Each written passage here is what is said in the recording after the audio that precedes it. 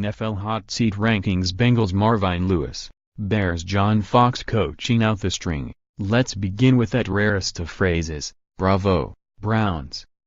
Hue Jackson may be careening toward just the second 0-16 season in NFL history, but he deserves the opportunity to coach Cleveland with the assistance and wisdom of a competent front office, and new GM John Dorsey has the bona fides to build one in the wake of the franchise's analytics cataclysm.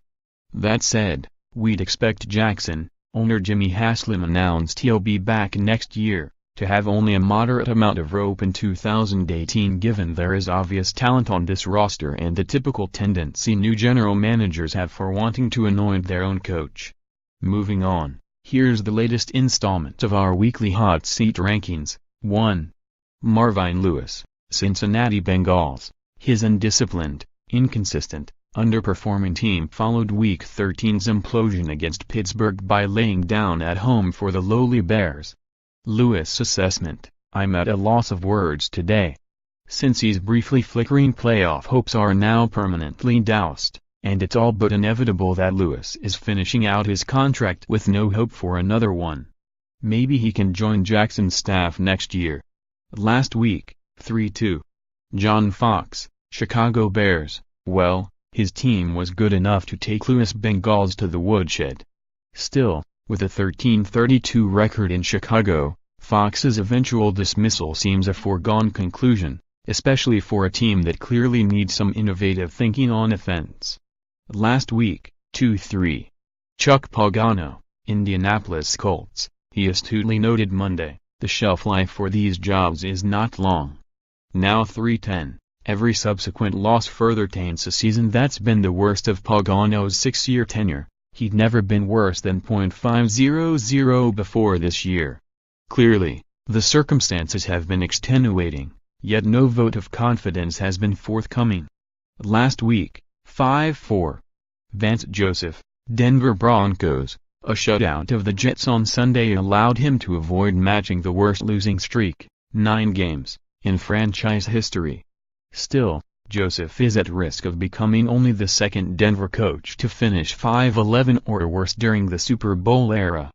Last week, 4-5. Jay Gruden, Washington Redskins. If he sticks around for 2018, he'd be the first coach to reach a 5th season under owner Dan Snyder. But after being a scrappy bunch most of the year, the Skins are suddenly in a steep descent with no guarantee QB Kirk Cousins will be back. With Gruden seemingly grasping at straws, it would be no surprise if the club opts for its latest fresh start. Last week, 7-6. Dirk Koetter, Tampa Bay Buccaneers. He's only eaten 2 W's in the past 10 weeks.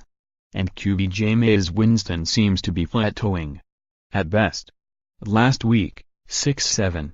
Mike Mularkey, Tennessee Titans. They'll probably reach postseason, which should be sufficient reason to keep him. But Marcus Mariota's regression is concerning, and so is the uneven play that has led to a season of unmet expectations.